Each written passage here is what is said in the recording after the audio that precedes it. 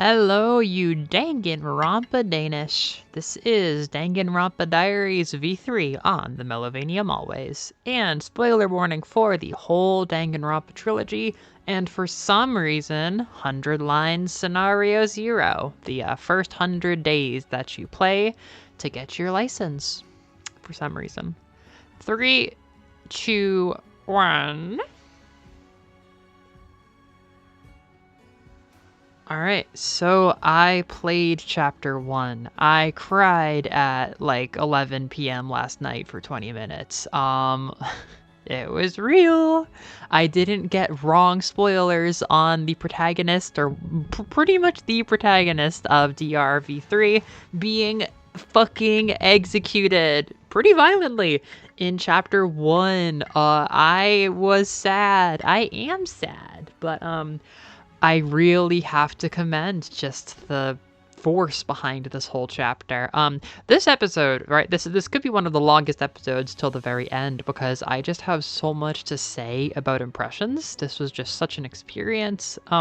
Of course, timestamps are there if you want to skip to my favorite ranking. I teased it at the beginning there, but favorite ranking gonna be on the shorter side. Then predictions will also be on the shorter side, but will not be lacking in intrigue. So there's that for if you want something quicker, but I'm just gonna start blabbing, and it's actually gonna be a challenge to be sure that I hit all of my notes for impressions and summary. As I spoiled last time, basically Kaida accidentally kills Rantaro, who is giving all these Komaeda vibes, and I would actually say vibes of like all of the big three from both of the games, frankly. He just seems so important guy coded, and then he's suddenly dead. And I guess this is the first thing from my notes I'm gonna say.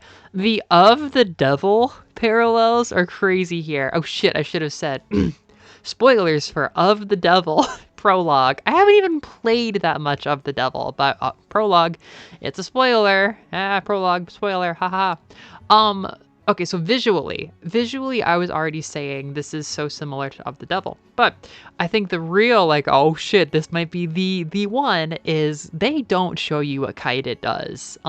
There were a lot of ways I could picture this going, and a lot of my, like, emotional exhaustion came from not knowing how gutting the whole Kaida thing was going to be. I didn't know whether she was going to do it right in front of us, whether it was going to be something where unreliable narrator doesn't show us everything going on in the game, or even I actually thought it might have been an accident. At one point, I think this would have been the most sickening, just horror, you know, like intrusive thought horror.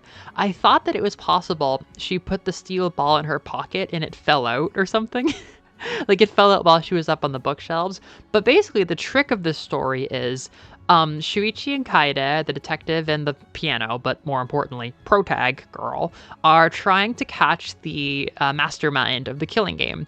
And they're doing it fast because Monokuma's like, I'm sick of you little shits. I'm giving you 2 days, and if nobody kills somebody, I'm killing all of you. But if you're the first person to kill, we're going to skip the trial and send you out of here. And I think kill everybody. I'm pretty sure. Maybe I'm wrong about that, but at least you get to skip the trial and just get out. So Monokuma was trying to get things started. Shuichi organizes a ploy with the fact that he has found a secret Monokuma-colored door behind a moving bookshelf in the library that requires a keycard. And funny enough, I think he found the keycard. And we never went in this bitch, which is a little bit like, that might have changed things, but either way, we knew there was a door for somebody to get in the library, and there was probably a mastermind behind all of this, probably one of our classmates, probably Tsumugi, the ultimate cosplayer, but we'll get to that later. They try to set up a trap to catch the mastermind using the help of Miyu, the ultimate inventor, which in this economy is a death flag, but we'll talk about that much later. We get these like fucking disposable cameras set up on sensors in the library, and the goal is to catch the person coming into the library, get their picture, and ideally go down and catch them before the deadline when everybody gets executed. Kaida to our knowledge, gets up on top of the bookshelves and rearranges the books so that they would all fall if somebody comes through the vents. There is venting in this story. There is a vent connecting a classroom above the library to the library. And they're like, okay, we've got cameras on everything, but we can't stop them from coming in through the vent. So let me put books here. What we don't know until the depths of the class trial, at which point the gunshot has been sounded, the spotlight has fallen on Kaede, she's done her debate scrum, which I'll talk about in a second, and the gunshot has shifted. They literally use a gunshot to shift the protag, and the spotlight moves, and you hear the sound, and now Shuichi is the protagonist. It's really cool. It's really artistically cool. Once this happens, we learn that Kaede hid from everybody involved, including us, that she grabbed one of the steel balls from the room where we got the cameras. The same kind of steel ball that fucking Ryoma mentioned he killed somebody with back in the day. And she's like, this sure could kill somebody. We don't know that she put one in her bag. And Shuichi doesn't know. She spent all of her time on top of the bookshelves making a Rube Goldberg machine where she can put the iron ball in the vent from the classroom. It will pop out slowly, and it will pop out onto her fucking ramp of books, go down to the end, fall down, and kill the person who opens up the trapdoor. It's really impressive. It's really impressive how it is truly just a whodunit little trick mystery thing. Like, I was thinking over and over again, are we going to use the vent? Are we going to put a steel ball in the vent? How would that work? I didn't deduce that she used the book pile, but she fucking mentioned Rube Goldberg machines. She literally mentioned them during the chapter. So Kaede reveals that she set this up to murder the mastermind, but accidentally killed an innocent person. And there's your spoiler. I saw basically that same sentence, like, Kaede gets caught up in catching the mastermind and kills Rantaro on accident. But I didn't know what it was. And she, Monokuma is like, good job, raise your hand and I'll get you out of here. And she doesn't raise her hand because she's not trying to get out. She has been consistently the character who is trying to give people hope. She is the one character that has been unifying people and trying to get them together to escape the killing game. And this was her final ploy because she didn't think they had enough time.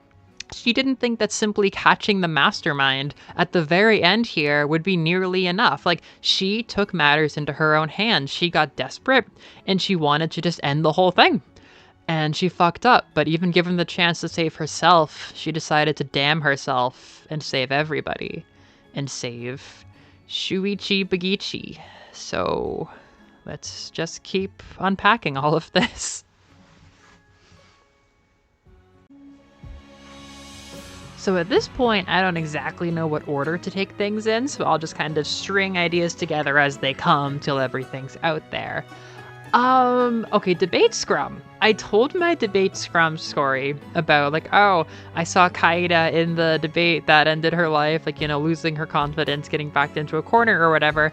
And I said this to a new friend who hadn't heard it before, and she said, you've been tricked. And I'm like, how can I still be tricked? What did I get tricked by? What it was is I had the idea, but I didn't want to believe it, that debate scrum isn't specific to Kaede. It's actually literally just the soundtrack for every debate. They're called scrum debates for whatever reason. So those just go really hard for some reason, and they are very, very cool. I definitely had chills, like hands down, best new gimmick for a class trial. That was cool. But no, it's not. Like, I will always cherish that memory, to be clear. I will always cherish that misunderstanding when I'd never played V3, and all of a sudden I see this scene, and I think that it's Kaede's like House of Cards falling apart, and that debate scrum is meant to create the emotion of falling into a fucking sinkhole, basically. No, at this point, they introduced the lie mechanic, which I hope Shuichi never uses. I was hoping once we switched to Shuichi, we no longer can lie, but maybe we can. Like, it was like, here's a new mechanic, lie. I'm like, I don't think the good guys do that in class trials. Like, that shit's gonna get found out, but Kaida lies, and then we divide the people in order to keep people's suspicions away from Shuichi. And we do this whole debate just to kill time, as far as I can tell. And she finally confesses, basically, and then forces Shuichi to convince everybody the truth. And they have such clear communication, and he understands what she's doing, even though he didn't know that she did it, and she tricked him. But they did a really good job crossing off all possible culprits. And it was at this point where Kaede was saying, I did it. And then nobody had any better options. So they did figure it the fuck out. And somebody asked, like, why did you even have a trial? And it's like, she's like, I wanted you all to really sit and think through, like, why did you do it covertly instead of doing it overtly also? She's like, I wanted you to all, like, process this and understand that I was your friend. Because she's like, if I just straight up killed somebody and you saw me do it, it'd be impossible to die as your friend. Like, you wouldn't have the time to think it through and understand that I was doing it for all of you. I want you to, like, look at everything and think about it and understand what I did. Like, she wanted to, like, have the full trial and have it get teased out of her, because she wasn't just killing in cold blood, and she never wanted to kill this innocent guy. It was just a mistake. This fucking vague posting guy, which I thought was really incredible. Almost everything was just so perfect about the emotional stuff here. And I want to mention, because I think if there's, like, veteran Danganronpa fans listening, you're going to be, like, kind of looking at me with a magnifying glass right now. Basically, people get upset about this because fucking Kodaka gives us a female protagonist and then kills her like a hog in order to create man pain. And that is gross. Like, there's no denying that is gross. But I feel like most adults can look at this and admit there is a really amazing setup for a protagonist here. The gender factors are just really, really unfortunate. Like, I'm not going to downplay either side. I think Shuichi has the most compelling setup as a protag, easy, and I'm going to talk more about why.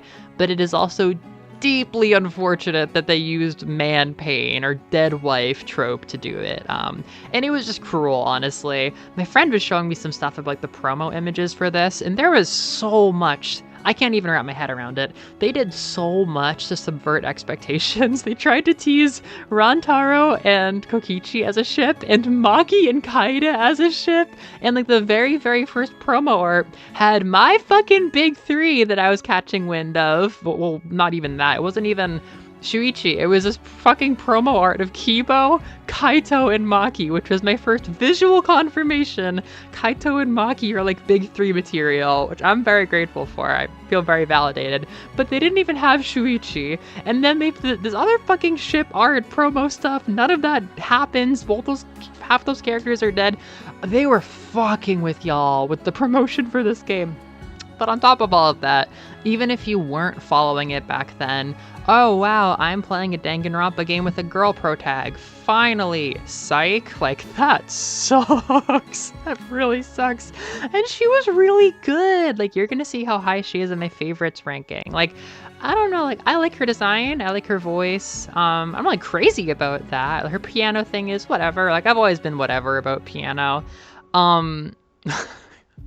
Side note for in a minute about the piano and the music, dying in chapter 1.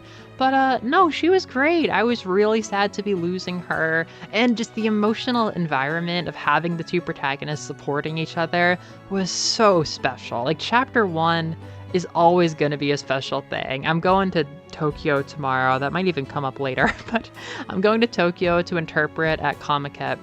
And I am gonna try to hit the steampunk collab. Shout out Miyu, I guess. I really want to go and find the fucking Taiyaki protagonist face Taiyakis, because, like, all these characters, I love them. Like, or maybe not protags, what is it? It's like Makoto, Kirigiri, Hajime, Chiaki, and then, like, what was Saimatsu? Yeah, they're good. Like, eternity will remember the time they spent as a duo. And I don't know how much there's going to be, like, Force Ghost flashbacks of Kaede coming back to impact the plot, but she's done a lot. She really did a lot, and it was quite the ride. But now we have Shooch Gooch Magooch. Wow. I am always saying, just pick a theme. Take one theme, it does not have to be profound, and use it. Give yourself a symbol while you're at it. Just fucking do it. I just cannot believe how much mileage people, especially video game creators, can get by just picking a fucking theme for their character and symbolizing it. The hat is awesome. The hat is like one of my favorite Danganronpa protag things yet. He says to Kaede, I like struggle with being a detective because when I was a little kid, I had to help out like my uncle or whatever, or my dad or whatever. I was a little kid and I solved a case as like a kid genius of a murder. And the murder was actually super justified. It was a guy getting revenge on like the worst of the worst of the worst of people. And he made eye contact with me. I, Shuichi, being like 10. And the look in his eyes, the look of just injustice and indignity that he gave fucked up Shuichi so badly that he was like, I can't look people in the eye. Like, it's hard to look people in the eye. It's hard to make eye contact, and it's hard to be a detective. Holy themes, Batman! So when he takes off his hat, he's able to, like, not only face being a detective again, but, like, face human connections again. And just, like, oh my god! The way Kaede is trying to tease this out of him in their, like, week of knowing each other. And, oh my god. The one thing is that I was really mad he didn't take off his hat when she was being taken away. I can't believe he didn't take off his hat in that scene. That would have been crazy. Maybe it would have been taken away from the, you know, that's Kaede's scene. She's being taken away to be executed. Still though, like, I would have taken it in the class trial. The way they did it was like, it was cute. I'll talk about why I kind of like, I like the morning after. I like the morning after the class trial a lot. It was all right. It was cute, and it made it more of like a symbol of him connecting with the remaining characters, which I'll talk about in a moment. Yeah, I guess that's fine, but to me, it was a him and Kaede thing. Like, I wish her last thing she saw was Shuichi taking his hat off. I can't believe they didn't do that. I mean, his eyes, they symbolize human connection. They symbolize searching for the truth and revealing the truth. Like, you nailed it. Congrats. A 5th grader could have written that. Like, it's all you have to do to make a fundamentally compelling protagonist. Like, I was telling my friend how I feel like Hajime is kind of like a Kirby lore type of deep, where it's like, did you know this character is secretly the reincarnated version of the evil guy who made Hope's Peak Academy? No. Well, he is. Okay. Did you know all of the other kids like this guy were mass executed in the thousands? No. Well, it's true. Fuck. Did you know Shuichi hides his eyes because he's afraid of human contact and using his talent to reveal the truth? That's fucking awesome! That's lore that you can feel. I just think that's so cool. However, his sprites are only okay. I was so excited to see them. I was so excited. And then I saw them and I'm like, like, he does have a great design. He's probably my favorite protag design, but like, I mean, he's even got the lashes. I just said, like, his eyes are so important, and they gave him the best eyelashes. Like, genius! Genius! Put all the emphasis there. But even then, like, I don't know. His hair looks kind of deflated. I don't know. His color scheme is good. I'm just happy he's not wearing the hat anymore, both symbolically, and it made his design even busier. Which kind of brings us to the next thought I have. So I think it's well documented that this game was pretty overwhelming to me at first. There's just so much going on with the crazy atmosphere, the weird, like, you know, is this the same universe as the old game? I don't know. It's a very strange new vibe. The art style feels not different that much, but like, I don't know, the philosophy behind designing characters seems like it's gotten much more complicated, both visually and in terms of personality. The monocubs are a thing. Relatedly, I used to complain about Ibuki dying in Chapter 3, but it turns out that's actually really, really good shelf life for a Danganronpa musician. Leon died in Chapter 1, Sayaka died in Chapter 1, Kaede died in Chapter 1, and Mono Cub of the Mono Kids, Mono Kid of the Mono Cubs died in Chapter 1, and I called that shit. I put down, I think the Mono Cubs are gonna get picked off one by one on paper once they specified that they can't be replaced. I'm like, oh, come on, you could totally do this. And I was a little torn, but I did ultimately say it would be Mono Kid. I mean, oh my god, just like he got like drunk or something, and then he was like out of commission for like 3 straight days, and I'm like, are we doing anything with this character anymore? And then fucking PogChamp Monodom, who from the very beginning of the chapter has been stated to have been bullied by Mono Kid to the point that he is the way he is now, at the very end of Kaeda's execution in the anime cutscene, pushes Mono Kid into the piano. And he fucking bleeds. Maybe I'm wrong. Maybe that was Kaeda's blood. It would make sense if it was Kaeda's blood. But as far as I could tell, I thought I was supposed to see Mono Kid bleeding. And I cannot wrap my head around that part. But holy shit.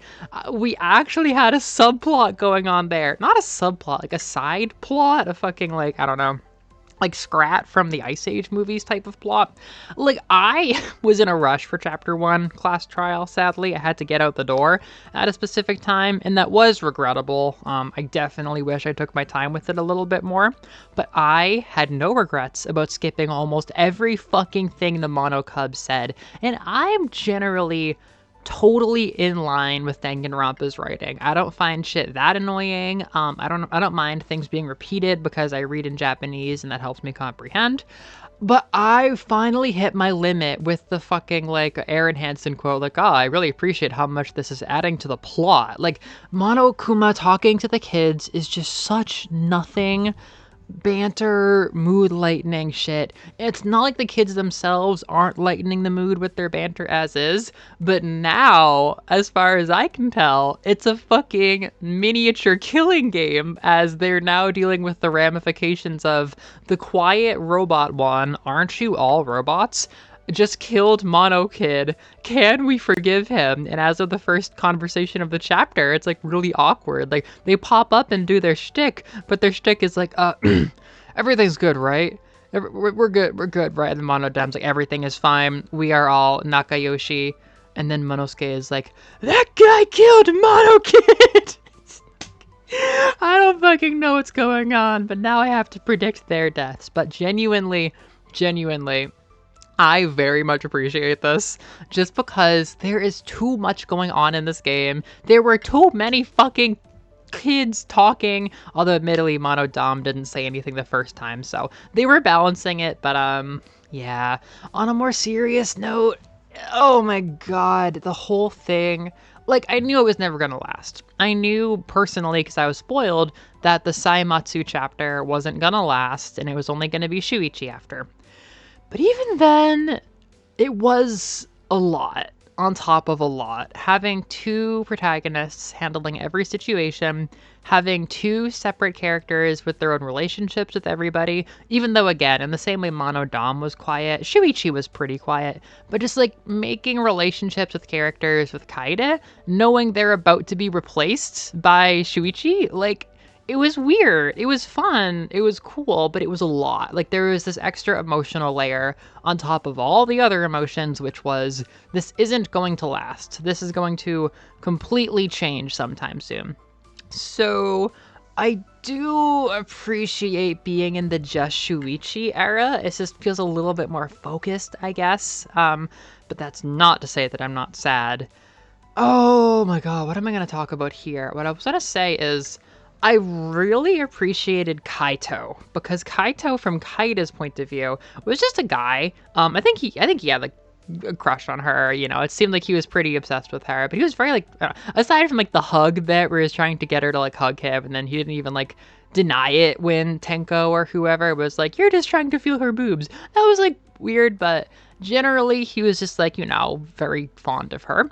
But then the minute the execution is over, he's yelling at Shuichi. Like, what are you doing? Like, you're a man, aren't you? Like, you have to pick up the torch. She gave you her will. Like, she told you to keep going. Like, you have to do it. You have to, like, I kind of forget the specifics, but he was like, boss up! Like, don't just cry. You have to move forward. And he apologized for being so abrasive, but even in that moment, he was like, look, I don't know how close you guys were, but if you're like struggling, I bet the ultimate piano room has some of her favorite things. Like, I think you should go there. And then he pieced off, which was just like such bro points. Like, I guess I'm projecting like the ultimate version of Groose onto this guy now. You know what I mean? Like, oh, he has a crush on the girl of like the main characters, and he doesn't fucking like you, Pipsqueak, but he's actually pretty good by the end. This is like a continuation of Groose. Anybody said that before? It's the red hair. But no, seriously, I really liked that. I couldn't help but laugh when we play the special song that he was hunting for, like her favorite song or whatever it was. He's alone in the piano room, Shuichi, and it's Claire de Lune. Ah!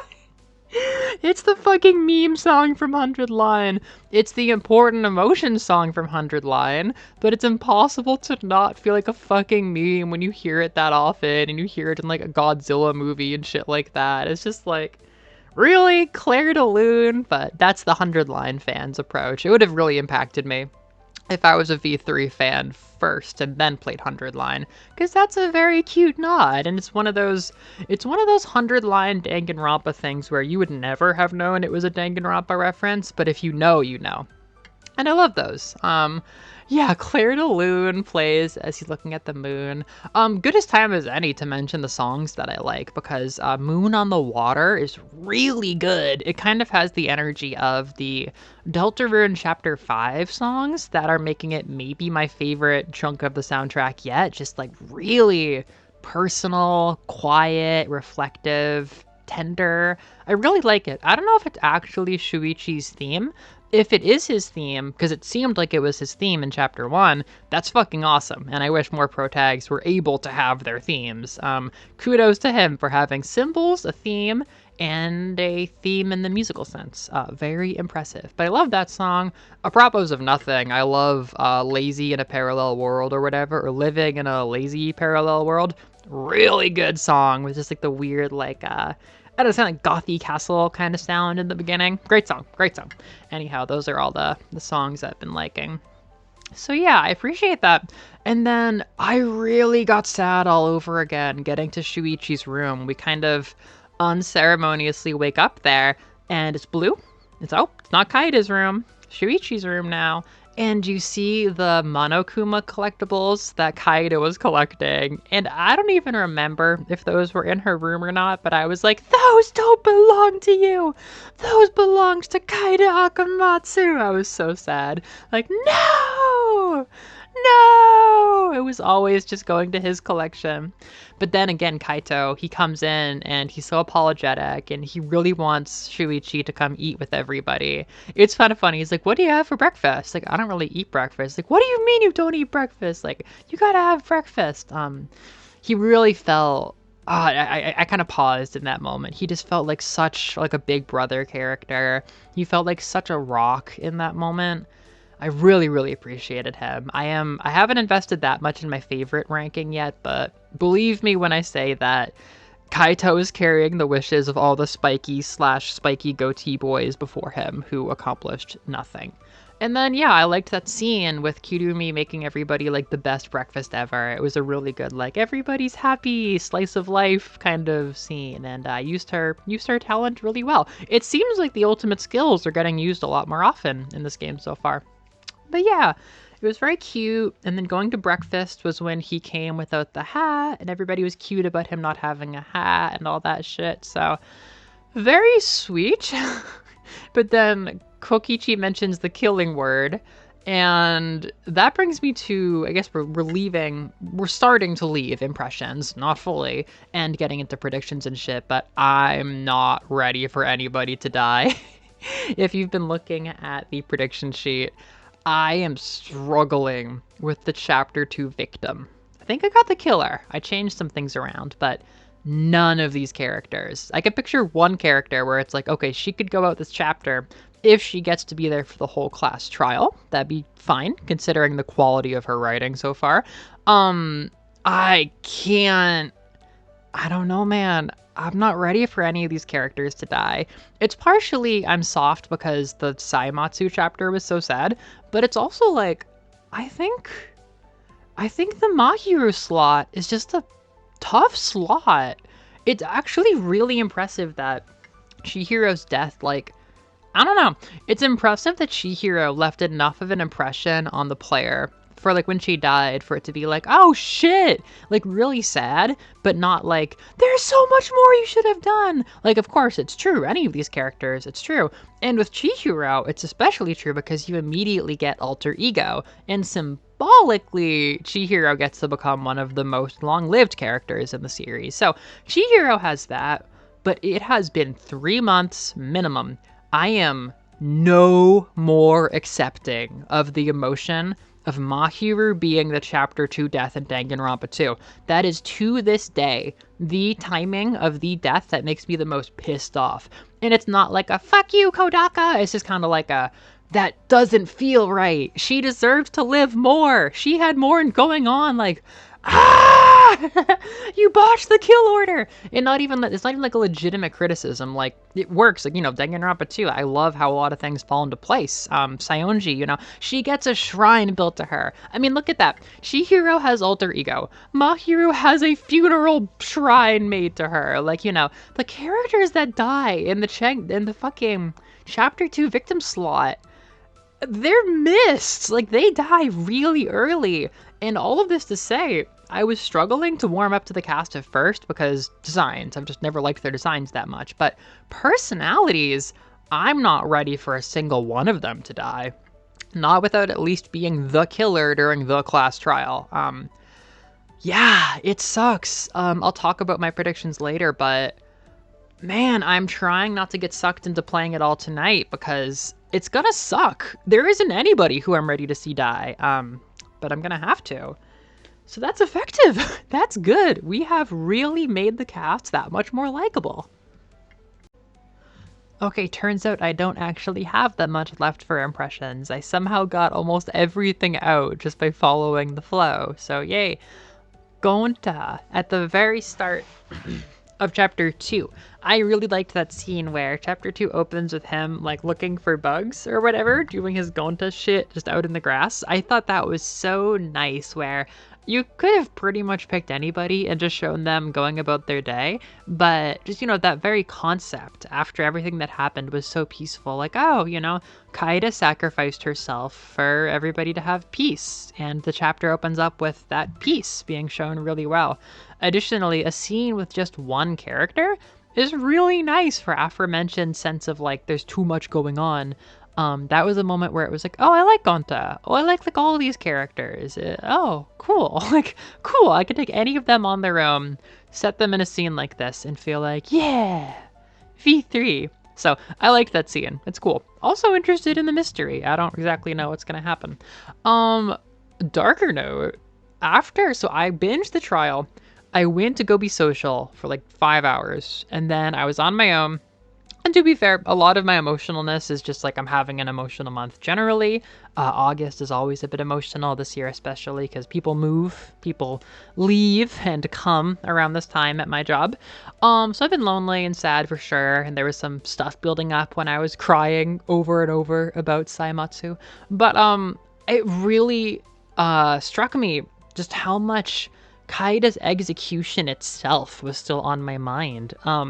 It's actually kind of freaky, and I didn't know it was understood that V3 has freakier executions, and maybe even deaths, than the other games. I didn't know. I just walked into it.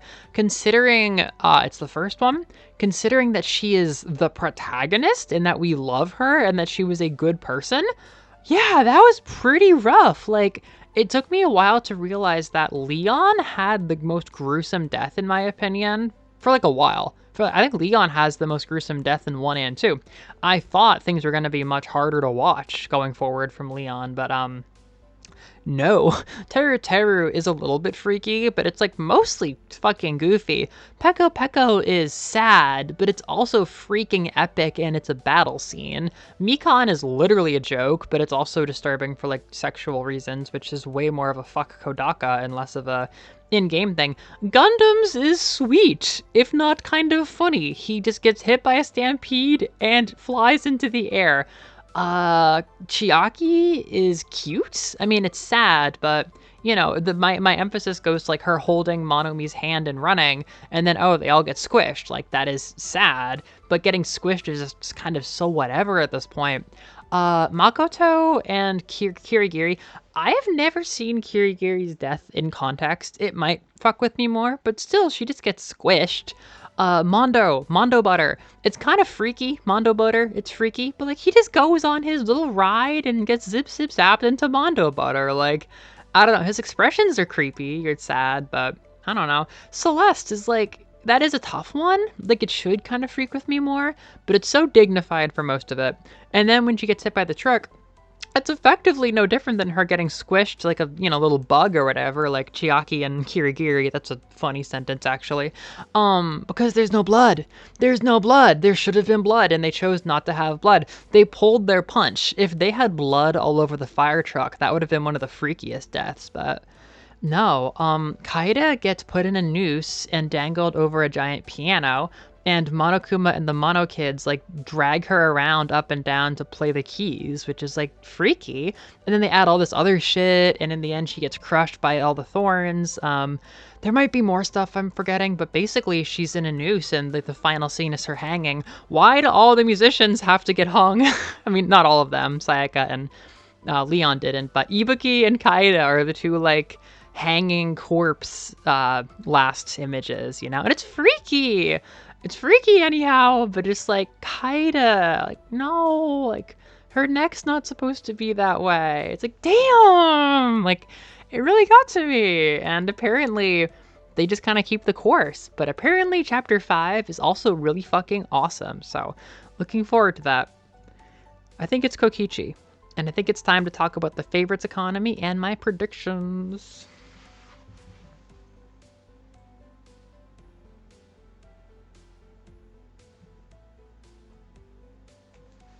So much like the other two, there is the usual trend of upward growth. Just about everybody got at least 0.5 up.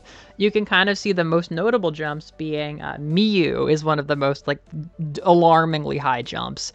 I think she's very funny. I think she has a very good design. Her colors are nice. They managed to mix, what is it? It's like a school uniform, but it's pink, but it's also steampunk. That isn't that jarring to me. Those things work together really well compared to some of the other complicated concepts. She's funny as hell.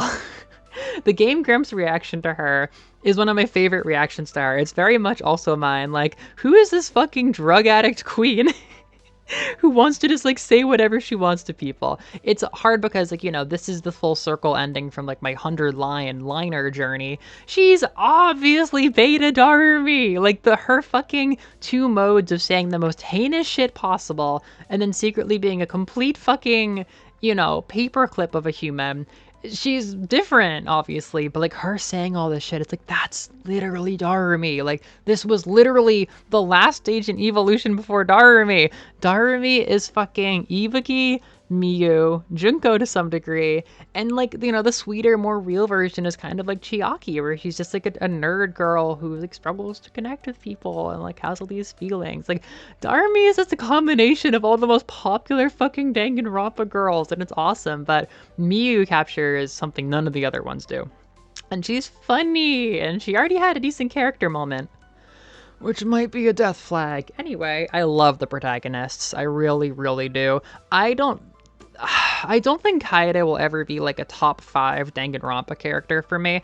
7.5, I actually did an update to my favorite scores for everybody. I might make that a video sometime.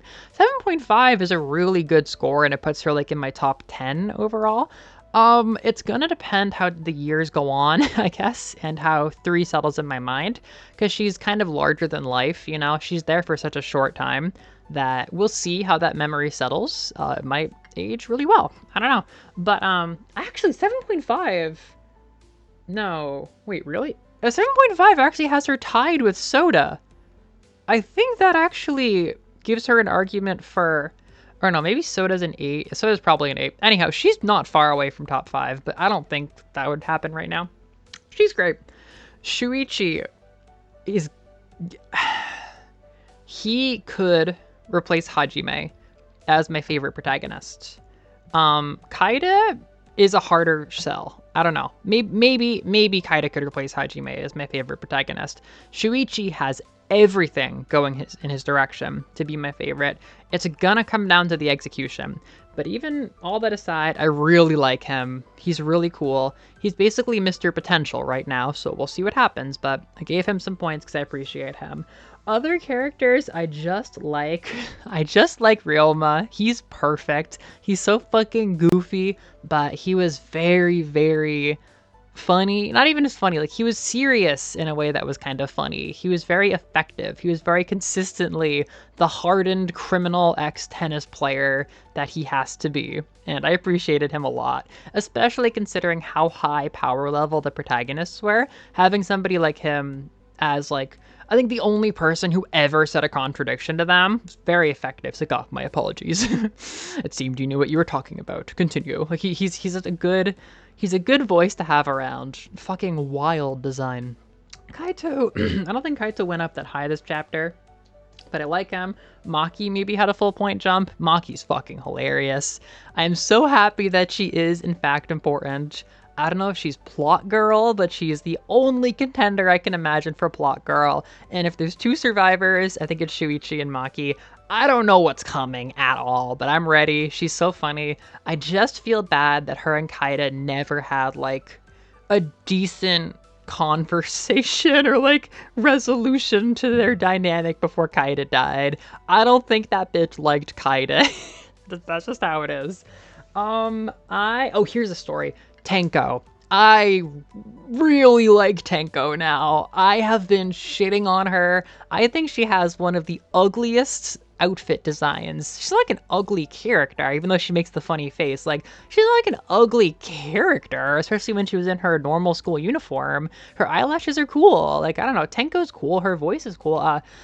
I just think her, like, green, pink, blue, white outfit is just so ugly, and the hair, like there's like there's like a plant pattern inside her plant themed headband thing that looks like a shuriken, but then there's also hair clips that have nothing to do with it, but then she has a kitty bell. The kitty bell is just like over the top. Like there's too much going on in this design, but she's so fucking funny.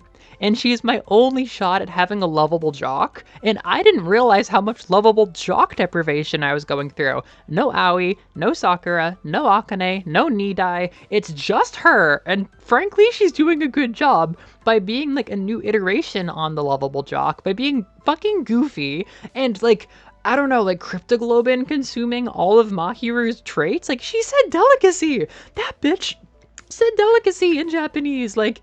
I don't even know. The Miss Andress thing is kind of in one ear, out the other. I appreciate her being obsessed with girls. More on that in a minute. But she's very funny, and I'm realizing she reminds me of Kyoshka from 100 Line. She's the first Danganronpa character to remind me of Kyoshka, where her reactions to things are so overblown and so funny, and she just adds a lot. I really appreciate her. I think I'm gonna have a good time with her. And Gonta had a really good rise. I said that I didn't know if I could be the biggest Gonta fan, but the more I see him, the more I'm like, this is good.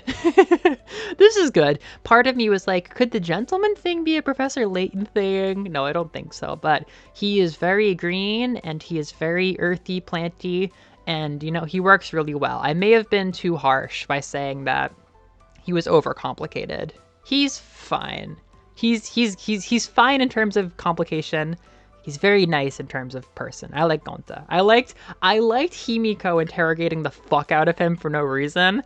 I like Himiko. I didn't know if it would happen, but I may have said before, she reminds me of Gundam, where she has just enough complexity to be funny every single time. I don't know if she's gonna survive much longer.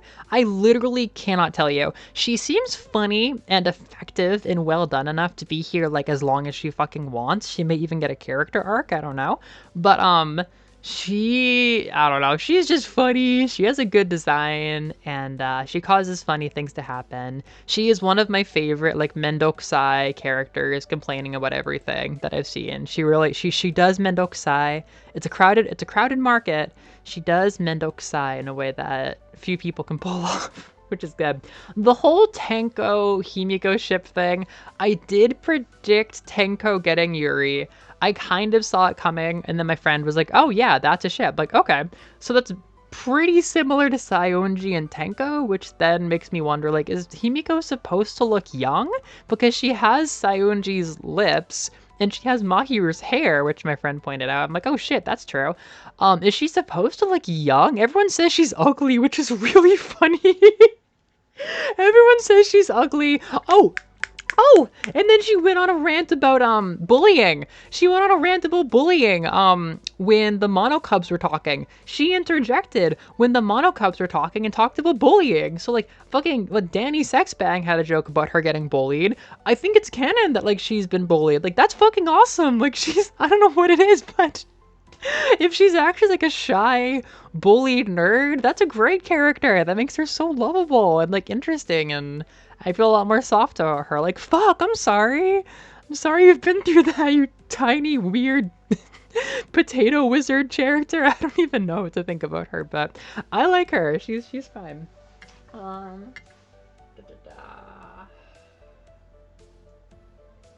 Wow, there's not much left to say. Everybody else, I like them fine.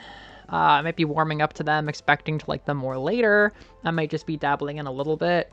Angie, my chapter 2 killer, about to talk about that. I think she has the cutest design in Danganronpa. And I've thought that for a while. Even as a non-fan, I saw her design. I'm like, who is this character? She is adorable. However, her, like, fucking tribalist shit, if that's the term for it, is just as bad as people say. Like, this is a discourse character. You can't not remember that you're playing a product made by a flawed human being when you hear her, just every single line she has be a, like, tribalist stereotype. Like this, like, people are like, oh, is it stereotypical of me to wear a kimono while I'm in Japan?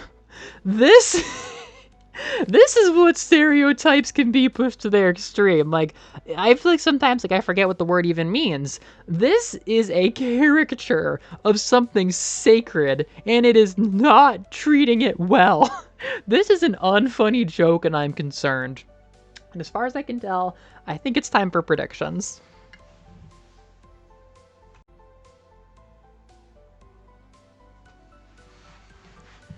All right, it's prediction time, baby. So yeah, nothing to say about chapter 1. And also, I'm changing just about nothing, but there is one specific problem we have.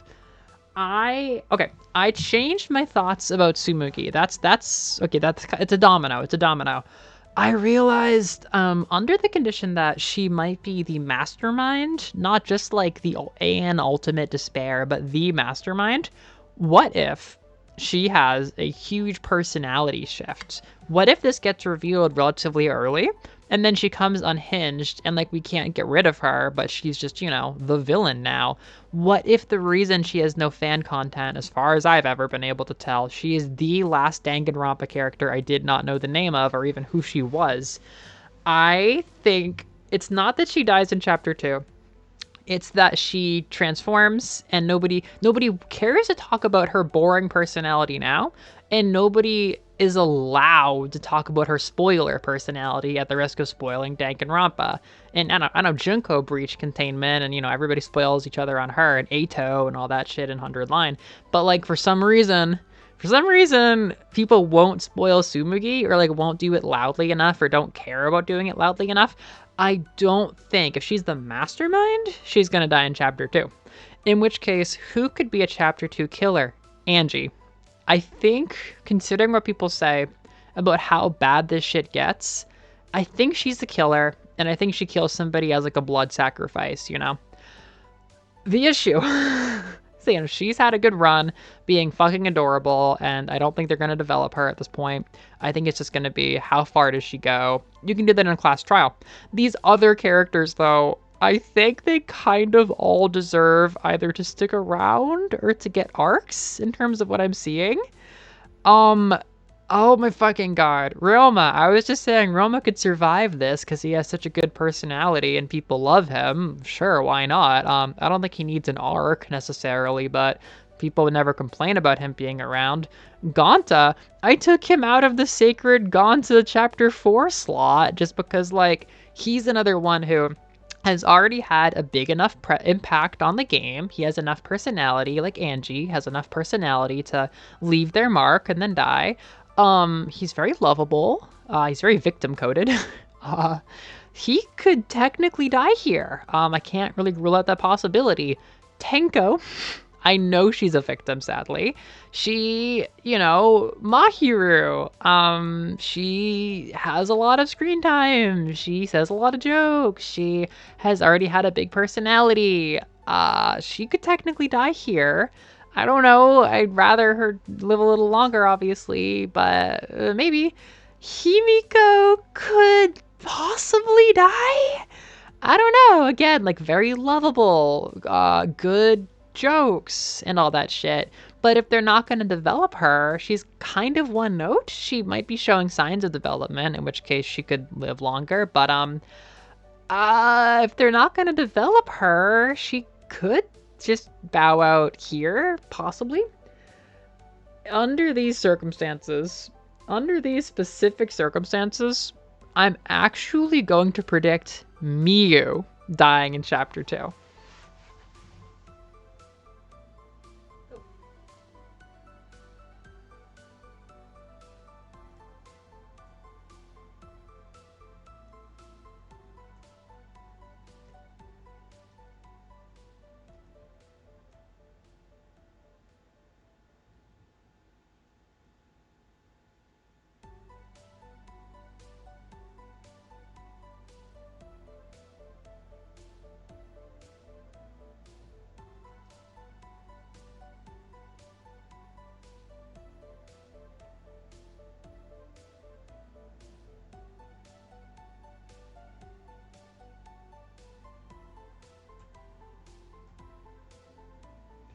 Sorry.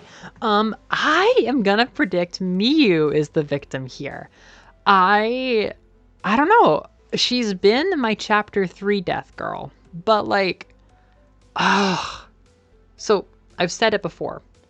As as somebody inheriting the mantle from Mikan and Ibuki as serve cunt and then die, she has served cunt. She could just die. She has such a loud personality. Whatever I said about Tenko has had a bunch of jokes, Miyu has had so many more jokes. And like characters in 100 Line, like killing Gamer out before they die, like her writing is so good that maybe there is just not a lot of it. Additionally, she actually had a character moment where we saw that she was just very appreciative of actually being, you know, treated with dignity and, you know, asked, basically when Saimatsu got on their hands and knees and begged her and showed like, you know, we need your help, she was very sweet and she revealed that part of her. So she's had more character development than most characters do in these 2 chapters. She's left her mark. She's been very prominent. She actually used her fucking quirk to be a part of the murder mystery. She's frankly been pretty prominent. And like, of course she could develop. She could be surviving party. But when the things are this close, she could die. And if I want to have one prediction, Angie kills Miyu. And I actually feel pretty confident about it. I'm letting go of Sumigi chapter 2. I'm excusing everybody else who could do this. It sucks that she would die this early. But I have to say, for such a popular character who is so good, it's not the worst chapter 2 death. Because Mahiru, I needed more. Chihiro was already adorable. Like, Chihiro is one of the most popular Danganronpa characters, and Chihiro dies in Chapter 2. It's not impossible. It's not impossible. I don't want this. I don't want this. But at least if it happens, I'll be correct on my prediction card. Yeah, no, I really don't want it. And I still don't know what to do with Chapter 4. I mean, what, like, what are we gonna do? Maybe Chapter 4 is late enough that Tsumugi could kill him, and then she doesn't, like, get caught or whatever, but I don't fucking know. Himiko is not gonna kill him. She would need so much character progress. One reason for Himiko or Tenko dying is, they might cause Yuri pain for each other in character development, you know? They have a character relationship, so that's, if Danganronpa 2 taught me anything, that's something to be harvested. You can kill them and cause development, but, no, why not have, like, PogChamp Chapter 4 Misandrous Himiko after Tenko dies? I don't know. Miyu could bow out right here and still be an icon. So I kind of have to sacrifice her. We will see what happens, but yeah, I've been shaken down to my roots, and all I'm gonna say is Maki, Kaito, Shuichi surviving party. I don't know what to do with Ryoma or Himiko, but everybody else, I'm kind of here. Especially hearing that for some reason the execution in Chapter 5 is super pog. Yeah, that's Kokichi's execution. But we'll see. I'm off to see what happens now. And I've got some screenshots to put in here, which is nice, but sadly, my PS Vita stopped letting me get screenshots on Chapter 2, which is really sad. I guess it's like a copyright thing. Visual novels! I don't know. Maybe I'll hack it, and I'll have the ability to post them again next time, but see you!